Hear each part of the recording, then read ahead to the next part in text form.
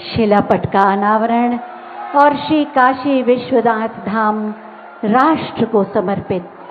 साथ ही मैं माननीय प्रधानमंत्री जी से अनुरोध करूंगी कि आज के इस ऐतिहासिक समारोह में अपने हृदय के उद्गार व्यक्त करें।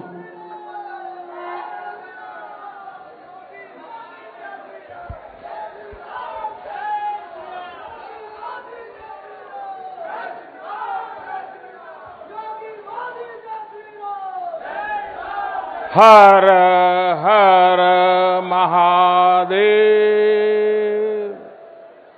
हर हर महादेव।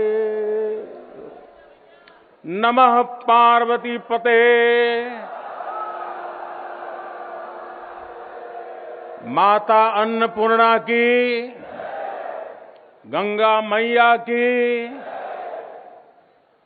इस ऐतिहासिक आयोजन में उपस्थित उत्तर प्रदेश की राज्यपाल श्रीमती आनंदीबेन पटेल, उत्तर प्रदेश के मुख्यमंत्री कर्मयोगी श्री योगी आदित्यनाथ जी, भारतीय जनता पार्टी के राष्ट्रीय अध्यक्ष, हम सबके मार्गदर्शक श्रीमान जेपी नड्डा जी, उप मुख्यमंत्री भाई केशव प्रसाद मौर्य जी, दिनेश शर्मा जी, केंद्र में मंत्रिपरिषद के मेरे साथी महेंद्र नाथ पांडे जी, उत्तर प्रदेश भारतीय जनता पार्टी के अध्यक्ष स्वतंत्र देव सिंह जी, यहां के मंत्री श्रीमान नीलकंठ तिवारी जी, देश के हर कोने से आए हुए पूज्य संतगण और मेरे प्यारे काशीवासी।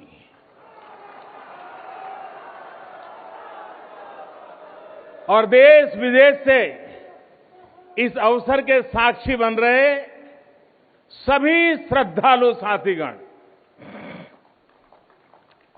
काशी के सभी बंधुओं के साथ बाबा विश्वनाथ के चरणों में हम शीश नवावत है।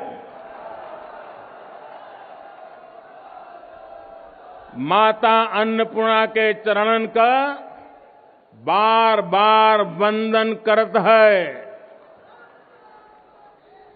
अभी मैं बाबा के साथ साथ नगर कोतवाल काल भैरव जी के दर्शन करके ही आ रहा हूं। देशवासियों के लिए उनका आशीर्वाद लेकर आ रहा हूं।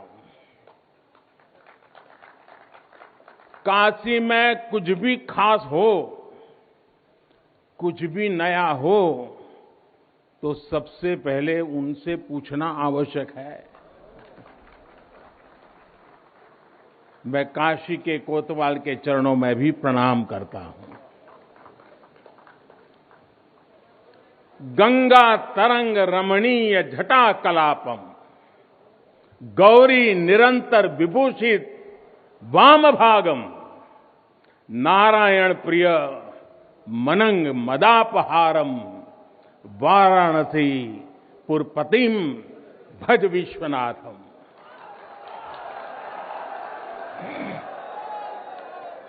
हम बाबा विश्वनाथ दरबार से देश दुनिया के उन श्रद्धालु जनन के प्रणाम करत है जो अपने अपने स्थान से इस महायज्ञ के साक्षी बनत होन। हम आप सब काशीवासी लोगन के प्रणाम करत है, जिनके सहयोग से इस शुभ घड़ी आयल है। हृदय गदगद है, मन आह्लादित है। आप सब लोगन के बहुत बहुत बधाई।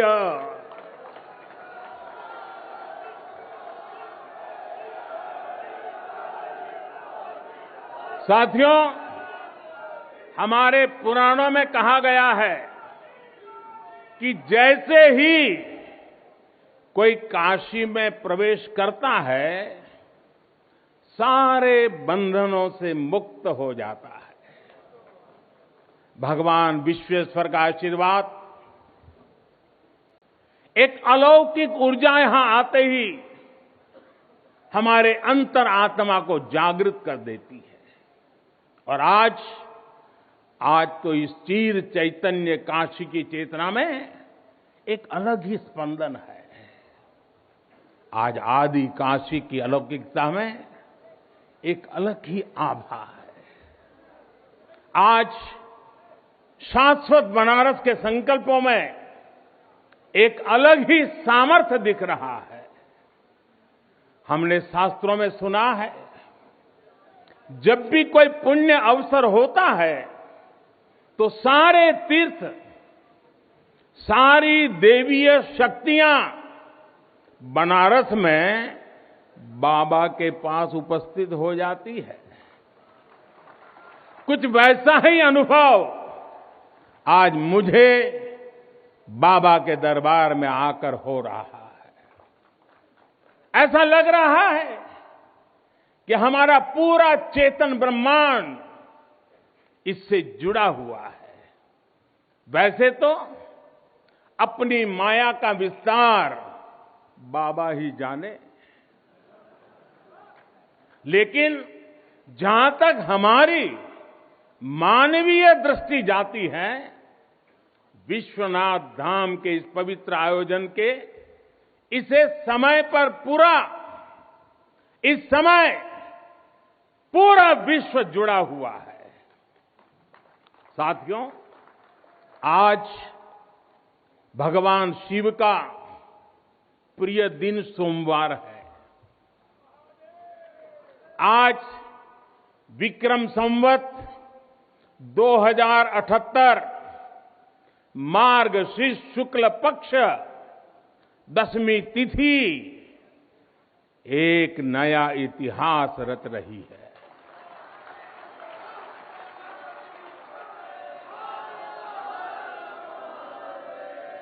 और हमारा सौभाग्य है कि हम इस तिथि के साक्षी बन रहे हैं। आज विश्वनाथ धाम अकल्पनीय अनंत ऊर्जा से भरा हुआ है। उसका वैभव विस्तार ले रहा है। इसकी विशेषता आसमान छू रही है। यहां आसपास जो अनेक प्राचीन मंदिर लुप्त हो गए थे, उन्हें भी पुनः स्थापित किया जा चुका है। बाबा अपने भक्तों की सदियों की सेवा से प्रसन्न हुए हैं, इसलिए उन्होंने आज के दिन का हमें आशीर्वाद दिया है। विश्वनाथ धाम का ये पूरा नया परिसर एक भव्य भवन भर नहीं है, ये प्रतीक है हमारे भारत की सनातन संस्कृति का। ये प्रतीक है हमारी आध्यात्मिक आत्मा का। ये प्रतीक है भारत की प्राचीनता का, परंपराओं का, भारत की ऊर्जा का, गतिशीलता का। आप यहां जब आएंगे तो केवल आस्था के ही दर्शन होंगे ऐसा नहीं है। आपको यहां अपने अतीत के गौरव का एहसास भी होगा। कैसे प्राचीनता और नवीनता एक साथ सजीव हो रही है, कैसे पुरातन की प्रेरणाएं भविष्य को दिशा दे रही हैं, इसके साक्षात दर्शन विश्वनाथ धाम परिसर में हम कर रहे हैं। साथियों, जो मां गंगा उत्तर वाहिनी होकर बाबा के पांव पखारने काशी आती है, वो मां गंगा भी आज बहुत प्रसन्न होगी। अब जब हम भगवान विश्वनाथ के चरणों में प्रणाम करेंगे, ध्यान लगाएंगे, तो मां गंगा को स्पर्श करती हुई हवा हमें स्नेह देगी, हमें आशीर्वाद देगी। और जब मां गंगा उन्मुक्त होगी, प्रसन्न होगी, तो बाबा के ध्यान में हम गंग तरंगों की कलकल, गंग तरंगों की कलकल का दैवीय अनुभव भी कर सकेंगे। बाबा विश्वनाथ सबके हैं, मां गंगा सबकी है, उनका आशीर्वाद सबके लिए है। लेकिन समय और परिस्थितियों के चलते बाबा और मां गंगा की सेवा की ये सुलभता मुश्किल हो चली थी।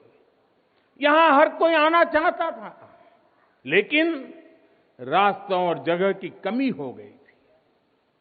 बुजुर्गों के लिए, दिव्यांगों के लिए यहां आने में बहुत कठिनाई होती थी।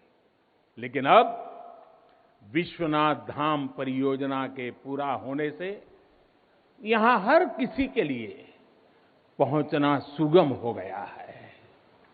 हमारे दिव्यांग भाई बहन, बुजुर्ग माता पिता सीधे बोर्ड से जेटी तक आएंगे। जेटी से घाट तक आने के लिए भी एस्केलेटर लगाए गए हैं, वहां से सीधे मंदिर तक आ सकेंगे। संकरे रास्तों की वजह से दर्शन के लिए जो घंटों तक का इंतजार करना पड़ा था, जो परेशानी होती थी, वो भी अब कम होगी। पहले यहां जो मंदिर क्षेत्र केवल 3000 वर्ग फीट में था, वो अब करीब करीब 5 लाख वर्ग फीट का हो गया।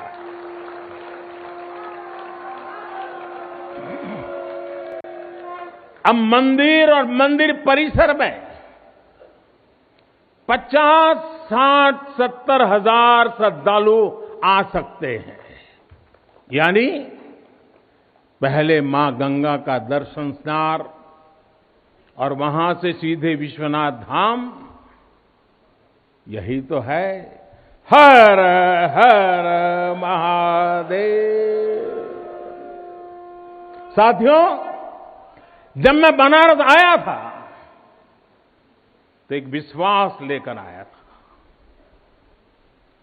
विश्वास अपने से ज्यादा बनारस के लोगों पर था, आप पर था। आज हिसाब किताब का समय नहीं है, लेकिन मुझे याद है तब कुछ ऐसे लोग भी थे जो बनारस के लोगों पर संदेह करते थे। कैसे होगा ही नहीं, यहां तो ऐसे ही चलता है। ये मोदी जी जैसे बहुत आके गए। मुझे आश्चर्य होता था कि बनारस के लिए ऐसी ही धारणाएं बना ली गई थी, ऐसे तर्क दिए जाने लगे थे। ये जड़ता बनारस की नहीं थी, हो भी नहीं सकती थी। थोड़ी बहुत राजनीति थी, थोड़ा बहुत कुछ लोगों का निजी स्वार्थ, इसलिए बनारस पर आरोप लगाए जा रहे थे। लेकिन काशी तो काशी है, काशी तो अविनाशी है। काशी में एक ही सरकार है,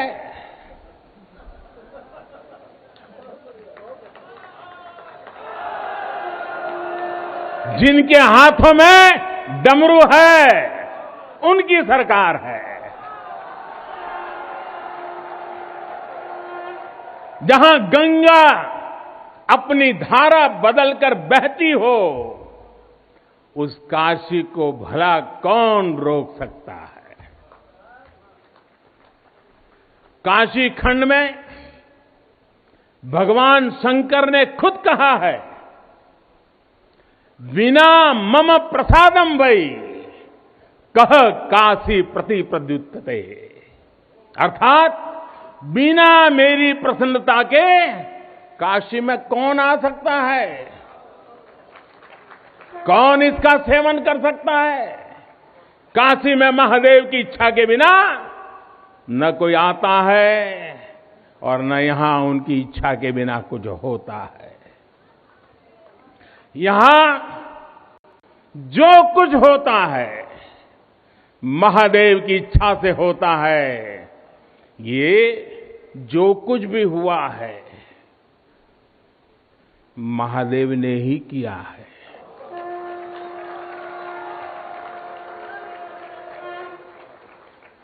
ई विश्वनाथ धाम तो बाबा आपन आशीर्वाद से बनेले हुअन, उनकर इच्छा के बिना का कोई पत्ता हिल सकेला। कोई कितना बड़ा हवे तो अपने घरे का होइए, ऊ बोलिए तबे कोई आ सकेला, कुछ कर सकेला।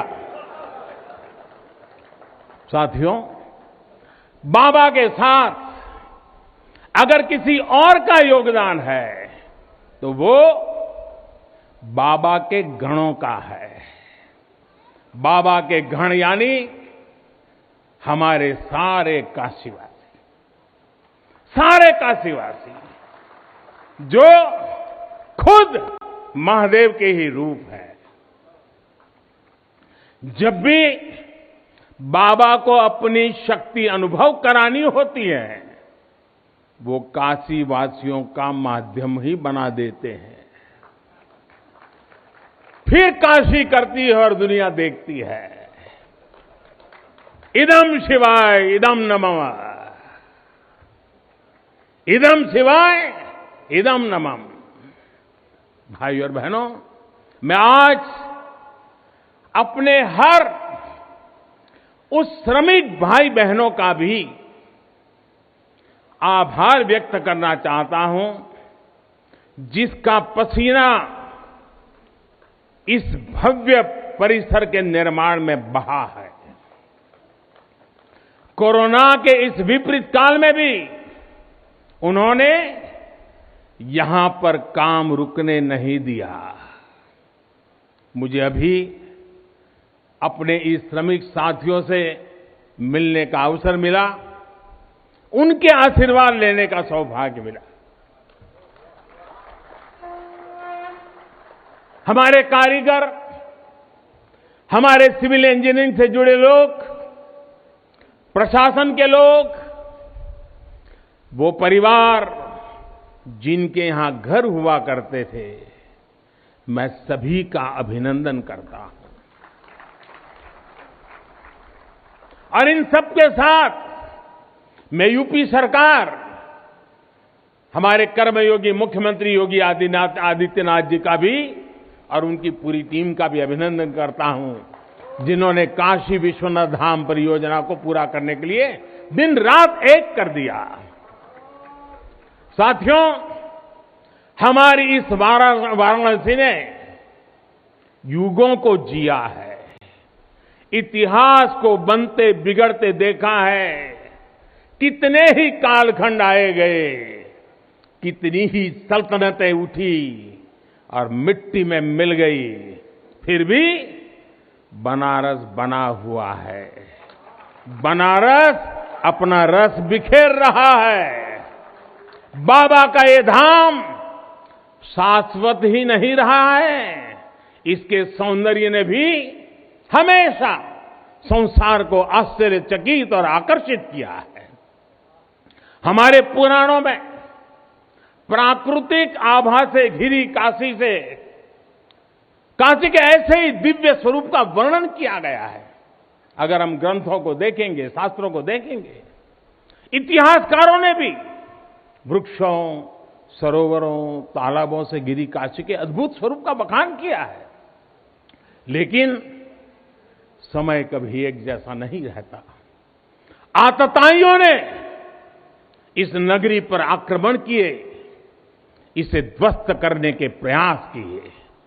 औरंगजेब के अत्याचार, उसके आतंक का इतिहास साक्षी है। जिसने सभ्यता को तलवार के बल पर बदलने की कोशिश की, जिसने संस्कृति को कट्टरता से कुचलने की कोशिश की, लेकिन इस देश की मिट्टी बाकी दुनिया से कुछ अलग है। यहां अगर औरंगजेब आता है तो शिवाजी भी उठ खड़े होते हैं। अगर कोई सालार मसूद इधर बढ़ता है तो राजा सुहेलदेव जैसे वीर योद्धा उसे हमारी एकता की ताकत का एहसास करा देते हैं। और अंग्रेजों के दौर में भी वॉरेन हेस्टिंग का क्या हाल काशी के लोगों ने किया था। ये तो काशी के लोग समय समय पर बोलते रहते हैं और काशी की जुबान पर निकलता है, घोड़े पर हौदा और हाथी पर जिन जान लेकर भागल वॉरेन हेस्टिंग। साथियों, आज समय का चक्र देखिए। आतंक के वो पर्याय इतिहास के काले पन्नों तक सिमट कर रह गए हैं और मेरी काशी आगे बढ़ रही है, अपने गौरव को फिर से नई भव्यता दे रही है। साथियों, काशी के बारे में मैं जितना बोलता हूं उतना डूबता जाता हूं, उतना ही भावुक हो जाता हूं। काशी शब्दों का विषय नहीं है, काशी संवेदनाओं की सृष्टि है। काशी वो है जहां जागृति ही जीवन है। काशी वो है जहां मृत्यु भी मंगल है। काशी वो है जहां सत्य ही संस्कार है। काशी वो है जहां प्रेम ही परंपरा है। भाइयों बहनों, हमारे शास्त्रों ने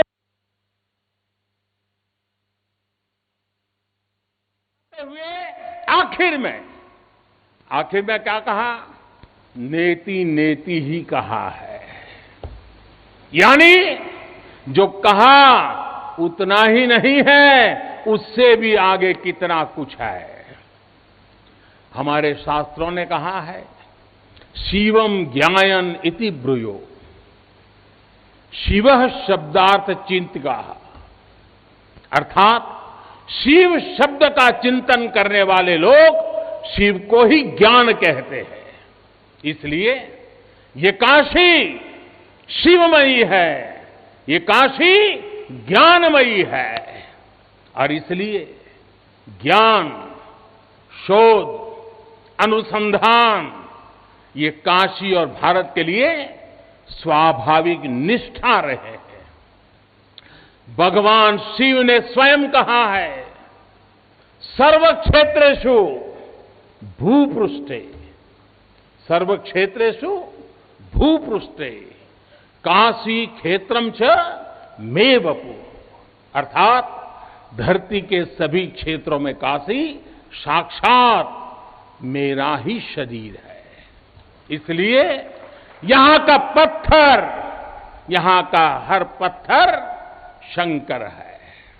इसलिए हम अपनी काशी को सजीव मानते हैं और इसी भाव से हमें अपने देश के कण कण में मातृभाव का बोध होता है। हमारे शास्त्रों का वाक्य है, दृश्यते स्वर्ग सर्वे है, काश्यम विश्वेश्वर तथा, यानी काशी में सर्वत्र हर जीव में भगवान विश्वेश्वर के ही दर्शन होते हैं। इसलिए काशी जीवत्व को सीधे शिवत्व से जोड़ती है। हमारे ऋषियों ने भी कहा है, विश्वेश्वम शरणम यहाँ समय हमें बुद्धि प्रदास्यति, अर्थात भगवान विश्वेश्वर की शरण में आने पर समबुद्धि व्याप्त हो जाती है। बनारस वो नगर है जहां से जगत गुरु शंकराचार्य को श्री डोम राजा की पवित्रता से प्रेरणा मिली। उन्होंने देश को एकता के सूत्र में बांधने का संकल्प लिया। ये वो जगह है जहां भगवान शंकर की प्रेरणा से गोस्वामी तुलसीदास जी ने रामचरितमानस जैसी अलौकिक रचना की। यहीं की धरती सारनाथ में भगवान बुद्ध का बोध संसार के लिए प्रकट हुआ। समाज सुधार के लिए कबीरदास जैसे मनीषी यहां प्रकट हुए। समाज को जोड़ने की जरूरत थी तो संत रविदास जी की भक्ति की शक्ति का केंद्र भी ये काशी बनी। ये काशी अहिंसा और तप की प्रतिमूर्ति 4 जैन तीर्थंकरों की धरती है। राजा हरिश्चंद्र की सत्यनिष्ठा से लेकर वल्लभाचार्य और रामानंद जी के ज्ञान तक, चैतन्य महाप्रभु और समर्थ गुरु रामदास के से लेकर स्वामी विवेकानंद और मदन मोहन मालवीय तक कितने ही ऋषियों और आचार्यों का संबंध काशी की पवित्र धरती से रहा है। छत्रपति शिवाजी महाराज ने यहां प्रेरणा पाई। रानी लक्ष्मीबाई से लेकर चंद्रशेखर आजाद तक कितने ही सेनानियों की कर्मभूमि जन्मभूमि काशी रही है। भारतेंदु हरिश्चंद्र, जयशंकर प्रसाद, मुंशी प्रेमचंद, पंडित रविशंकर और बिस्मिल्लाह खान जैसी प्रतिभाएं इस स्मरण को कहां तक लेते जाएं, कितना कहते जाएं, भंडार भरा पड़ा है। जिस तरह काशी अनंत है वैसे ही काशी का योगदान भी अनंत है। काशी के विकास में इन अनंत पुण्य आत्माओं की ऊर्जा शामिल है। इस विकास में भारत की अनंत परंपराओं की विरासत शामिल है। इसलिए हर मत मतांतर के लोग, हर भाषा वर्ग के लोग यहां आते हैं कि यहां से अपना जुड़ाव महसूस करते हैं। साथियों, काशी हमारे भारत की सांस्कृतिक आध्यात्मिक राजधानी तो है ही, ये भारत की आत्मा का एक जीवंत अवतार भी है। आप देखिए, पूरब और उत्तर को जोड़ती हुई यूपी में बसी ये काशी, यहां विश्वनाथ मंदिर को तोड़ा गया तो मंदिर का पुनर्निर्माण माता अहल्याबाई होलकर ने करवाया। जिनकी जन्मभूमि महाराष्ट्र थी, जिनकी कर्मभूमि इंदौर, माहेश्वर और अनेक क्षेत्रों में थी, उन माता अहल्याबाई होलकर को आज मैं इस अवसर पर नमन करता हूं। 200-250 साल पहले उन्होंने काशी के लिए इतना कुछ किया था, तब के बाद काशी के लिए इतना काम अब हुआ है। साथियों, बाबा विश्वनाथ मंदिर की आभा बढ़ाने के लिए पंजाब से महाराजा रणजीत सिंह ने 23 मण सोना चढ़ाया था। इसके शिखर पर सोना मढ़वाया था। पंजाब से पूज्य गुरु नानक देव जी भी काशी आए थे, यहां सत्संग किया था। दूसरे सिख गुरुओं का भी काशी से विशेष रिश्ता रहा था। पंजाब के लोगों ने काशी के पुनर्निर्माण के लिए दिल खोलकर दान दिया था। पूरब में बंगाल की रानी भवानी ने बनारस के विकास के लिए अपना सब कुछ अर्पण किया। मैसूर और दूसरे दक्षिण भारतीय राजाओं का भी बनारस के लिए बहुत बड़ा योगदान रहा है। एक ऐसा शहर है जहां आपको उत्तर, दक्षिण, नेपाली, लगभग हर तरह की शैली के मंदिर दिख जाएंगे। विश्वनाथ मंदिर इसी आध्यात्मिक चेतना का केंद्र रहा है और अब ये विश्वनाथ धाम परिसर अपने भव्य रूप में इस चेतना को और ऊर्जा देगा। साथियों, दक्षिण भारत के लोगों की काशी के प्रति आस्था, दक्षिण भारत का काशी पर और काशी का दक्षिण भारत पर प्रभाव हम सब भली भांति जानते हैं। एक ग्रंथ में लिखा है, तेनोपयाथेन कदाचनात् वाराणसीम पाप निवारणम आवादी वाणी बलिना सविष्यन विलोक्य लीला वासरे विलिप्ता। कन्नड़ भाषा में कहा गया है, यानी जब सद्गुरु माधवाचार्य जी अपने शिष्यों के साथ चल रहे थे तो उन्होंने कहा था कि काशी के विश्वनाथ पाप का निवारण करते हैं। उन्होंने अपने शिष्यों को काशी के वैभव और उसकी महिमा के बारे में भी समझाया। साथियों, सदियों पहले की ये भावना निरंतर चली आ रही है।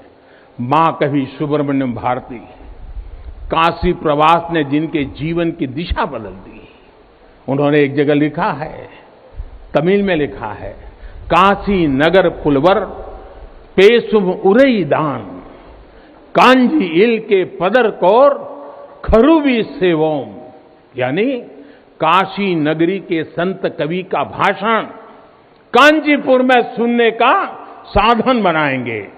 काशी से निकला हर संदेश ही इतना व्यापक है कि देश की दिशा बदल देता है। वैसे मैं एक बात और कहूंगा, मेरा पुराना अनुभव है, हमारे घाट पर रहने वाले, नाव चलाने वाले कई बनारसी साथी तो, और आपने भी कभी अनुभव किया होगा, तमिल, कन्नड़ा, तेलुगु, मलयालम इतनी फर्राटेदार तरीके से बोलते हैं कि लगता है कि कहीं केरला, तमिलनाडु या कर्नाटक तो नहीं आ गए। अब इतना बढ़िया बोलते हैं। साथियों, भारत की हजारों सालों की ऊर्जा ऐसे ही तो सुरक्षित रही है, संरक्षित रही है। जब अलग अलग स्थानों के क्षेत्रों के सूत्र से जुड़ते हैं तो भारत एक भारत श्रेष्ठ भारत के रूप में जागृत होता है। इसलिए हमें सौराष्ट्र सोमनाथम से लेकर अयोध्या, मथुरा, माया, काशी, कांची, अवंतिका का हर दिन स्मरण करना सिखाया जाता है।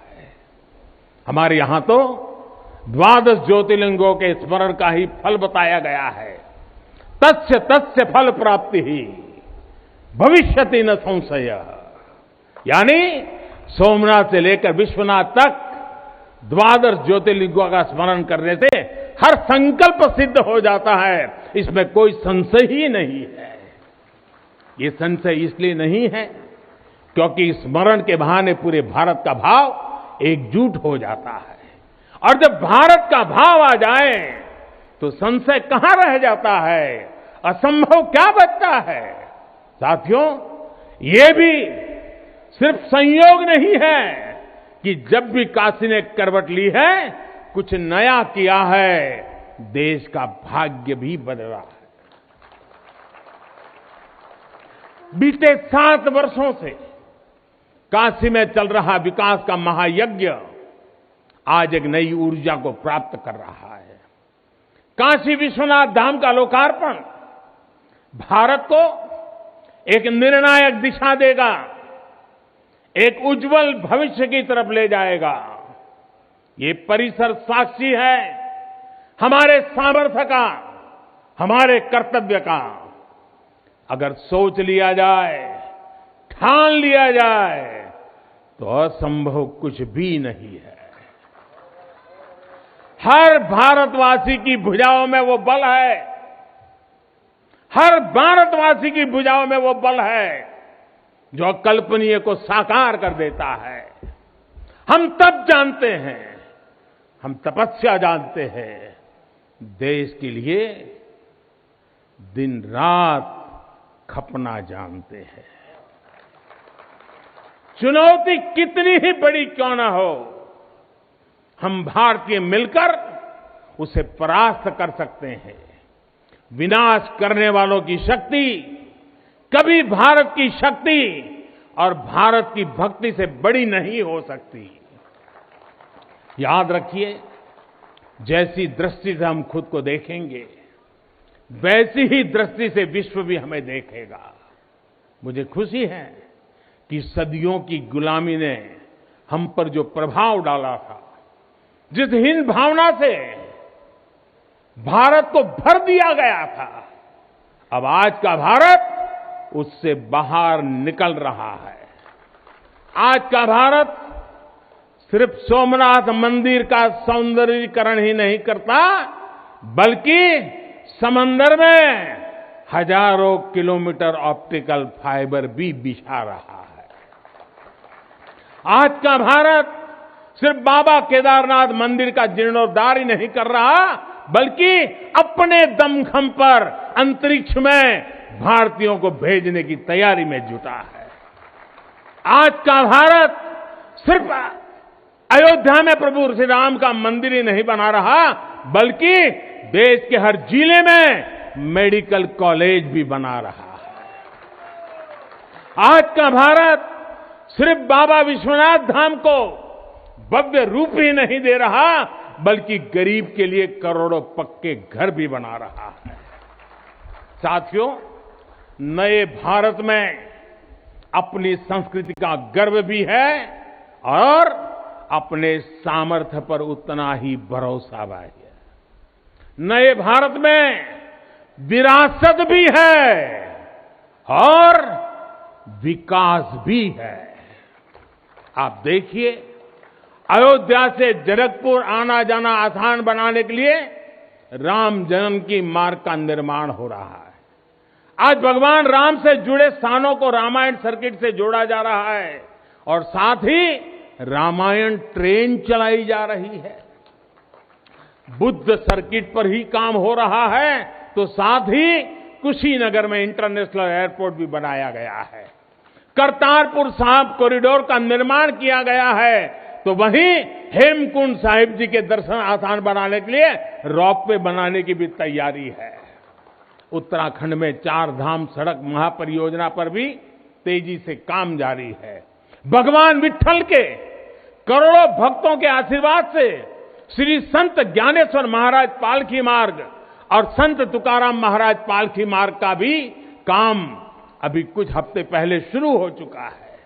साथियों, केरला में गुरुवायूर मंदिर हो या तमिलनाडु में कांचीपुरम वेलंकानी, तेलंगाना का जोगलांबा देवी मंदिर हो या फिर बंगाल का बेलूर मठ, गुजरात में द्वारका जी हो या फिर अरुणाचल प्रदेश का परशुराम कुंड, देश के अलग अलग राज्यों में हमारी आस्था और संस्कृति से जुड़े ऐसे अनेकों पवित्र स्थानों पर पूरे भक्ति भाव से काम किया गया है, काम चल रहा है। भाइयों और बहनों, आज का भारत अपनी खोई हुई विरासत को फिर से संजो रहा है। यहां काशी में तो माता अन्नपूर्णा खुद विराजती है। मुझे खुशी है कि काशी से चुराई गई मां अन्नपूर्णा की प्रतिमा 1 शताब्दी के इंतजार के बाद, 100 साल के बाद अब फिर से काशी में स्थापित की जा चुकी है। माता अन्नपूर्णा की कृपा से कोरोना के कठिन समय में देश ने अपने अन्न भंडार खोल दिए।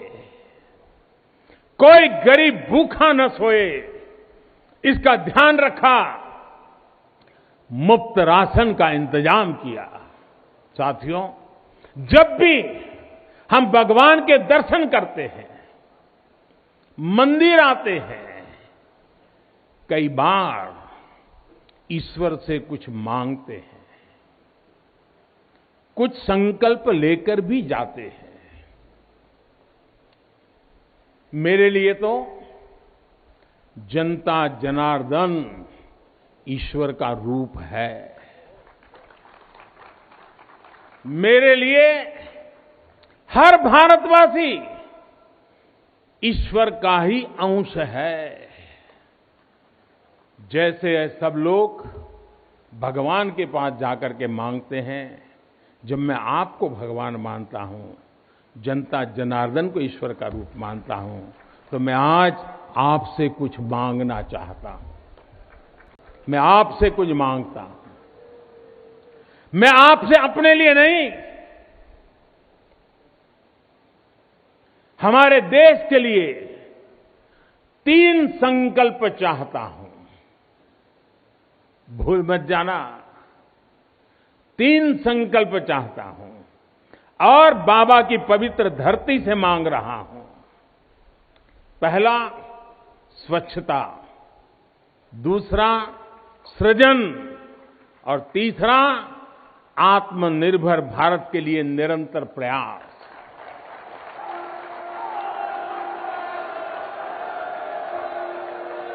स्वच्छता जीवन शैली होती है, स्वच्छता अनुशासन होती है। ये अपने साथ कर्तव्यों की एक बहुत बड़ी श्रृंखला लेकर आती है। भारत चाहे जितना ही विकास करे, स्वच्छ नहीं रहेगा तो हमारे लिए आगे बढ़ पाना मुश्किल होगा। इस दिशा में हमने बहुत कुछ किया है, लेकिन हमें अपने प्रयासों को और बढ़ाने होंगे। कर्तव्य की भावना से भरा आपका एक छोटा सा प्रयास देश की बहुत मदद करेगा। यहां बनारस में भी, शहर में, घाटों पर स्वच्छता को हमें एक नए स्तर पर लेकर जाना है। गंगा जी की स्वच्छता के लिए उत्तराखंड से लेकर बंगाल तक कितने ही प्रयास चल रहे हैं। नमामि गंगे अभियान की सफलता बनी रहे, इसके लिए हमें सजग होकर काम करते रहना होगा। साथियों, गुलामी के लंबे कालखंड है, हम भारतीयों का आत्मविश्वास ऐसा तोड़ा कि हम अपने ही सृजन पर विश्वास खो बैठे। आज हजारों वर्ष पुरानी इस काशी से मैं हर देशवासी का आह्वान करता हूं, पूरे आत्मविश्वास से सृजन करिए, इनोवेट करिए, इनोवेटिव तरीके से करिए। जब भारत का युवा कोरोना के इस मुश्किल काल में सैकड़ों स्टार्टअप बना सकता है, इतनी चुनौतियों के बीच 40 से ज्यादा यूनिकॉर्न बना सकता है, वो भी ये दिखाता है कि कर सकता है। सोचिए, एक यूनिकॉर्न यानी स्टार्टअप करीब करीब 7-7 हजार करोड़ रुपए से भी ज्यादा का है और पिछले 1-1.5 साल में बना है। इतने कम समय में यह अभूतपूर्व है। हर भारतवासी जहां भी है, जिस भी क्षेत्र में है, देश के लिए कुछ नया करने का प्रयास करेगा, तभी नए मार्ग मिलेंगे, नए मार्ग बनेंगे और हर नई मंजिल पाकर रहेंगे।